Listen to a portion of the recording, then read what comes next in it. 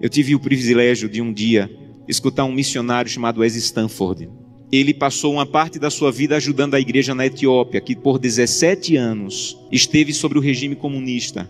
As igrejas foram lacradas, pastores foram presos, muitos foram mortos. E esse missionário saía da América do Norte e ia para a Etiópia tentar ajudar os irmãos que se reuniam escondidos nas catatumbas, nas florestas.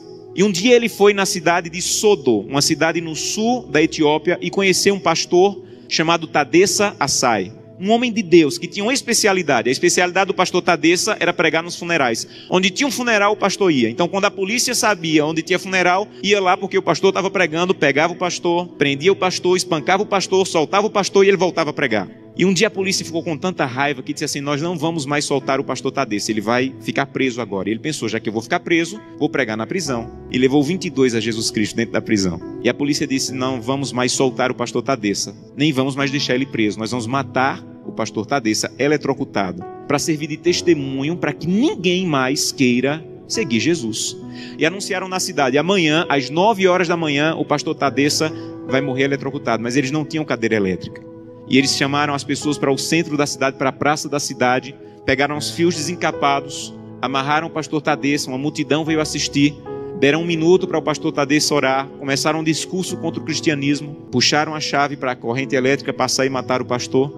Houve uma explosão, fumaça e faísca para todo lado, a corrente elétrica não chegou e o pastor não morreu. Desamarraram o pastor e disseram: vão para casa, um eletricista vai consertar a gambiarra e amanhã nessa mesma hora o pastor Tadessa morre. E o pastor Tadessa pensou: já que eu vou morrer amanhã, vou passar a noite em oração. E voltou para a cadeia e passou a noite em oração. No outro dia, mesma coisa. A multidão veio, amarraram o pastor Tadessa, alguém havia passado o dia tentando consertar, puxaram a chave, explosão de novo, fumaça e faísca, a corrente elétrica não chegou. E a multidão começou a apertar tanto, fazer tanto barulho, que a polícia ficou temerosa, desamarrou o pastor e disse assim: vai embora daqui. E esse missionário estava lá e disse que acompanhou o pastor Tadessa e disse assim: pastor Tadessa, o que é que o senhor vai fazer? Um homem que passou 2 vezes pela morte, o que é que o senhor vai fazer? E ele disse assim: tem um funeral e eu soube que tem um funeral, eu vou lá pregar. E ele disse assim: pastor Tadessa, eu represento milhares de cristãos na América e nós estamos orando muito por vocês. E disse que o pastor Tadessa se virou, ficou com o rosto sério e disse assim: vocês na América estão orando por nós, aqui na Etiópia? Então volte para a América e diga que nós é que estamos orando por vocês. E ele falou: mas por que vocês estão orando por nós se vocês é que estão sendo perseguidos, pastor? E ele falou: irmão, ninguém na Etiópia acorda sem pensar, nenhum cristão na Etiópia acorda sem pensar: hoje pode ser meu último dia de vida. Pode ser que hoje seja descoberto e seja preso e morto. Então, como nós não sabemos se esse é o último dia de vida, todo cristão na Etiópia passa o dia em oração. Não importa o que nós façamos durante o dia, passamos o dia em oração. Mas eu soube que as coisas vão muito bem na América e que tem cristão na América que consegue passar o dia inteiro sem orar. É verdade que tem cristão na América que consegue passar o dia inteiro sem orar? E ele disse assim: é verdade. Ele falou: você sabe que é proibido se reunir, mas nós precisamos tanto do corpo de Cristo que mesmo sendo proibido, nós nos encontramos escondidos à noite, no escuro, na floresta, nos cemitérios, porque nós precisamos do corpo de Cristo. Mas eu soube que vocês têm igreja na América em todas as esquinas e vocês podem entrar na igreja a hora que quiserem, que a polícia não vai entrar para espancar vocês. Mas eu soube que na América, no dia de culto, tem cristãos que ao invés de ir para a igreja, ficam em casa assistindo. É verdade que no dia de culto vocês podem ir a hora que quiserem e vocês não vão, vocês ficam assistindo. É verdade que isso acontece na América, irmão? Ele disse assim: é verdade. E ele disse assim: missionário, a minha congregação tinha apenas uma Bíblia e eu fiquei com medo de ser preso e minha Bíblia ser queimada.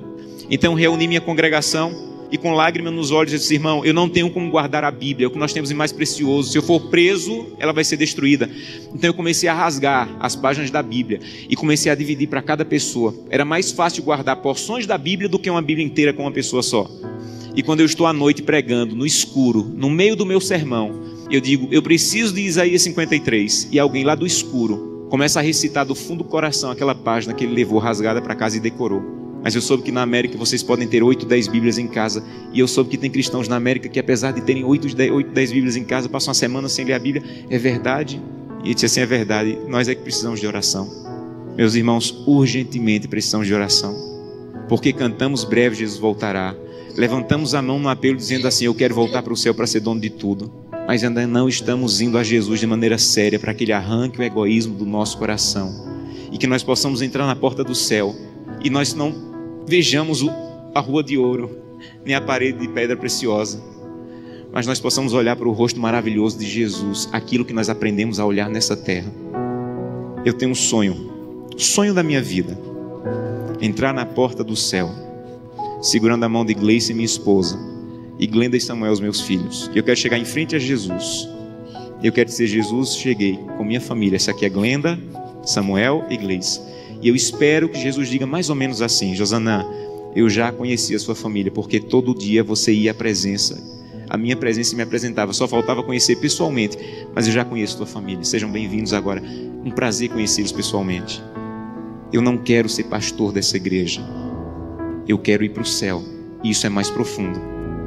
Eu não quero abrir o inário e dizer assim: breve Jesus voltará. Eu quero estar lá. Isso é mais profundo. Por isso eu preciso fazer com que o que eu como, o que eu vejo, o que eu acesso, o que eu ouço, a maneira como eu uso o meu dinheiro esteja de acordo com a vontade de Deus. Porque os que serão salvos não amam a própria vida.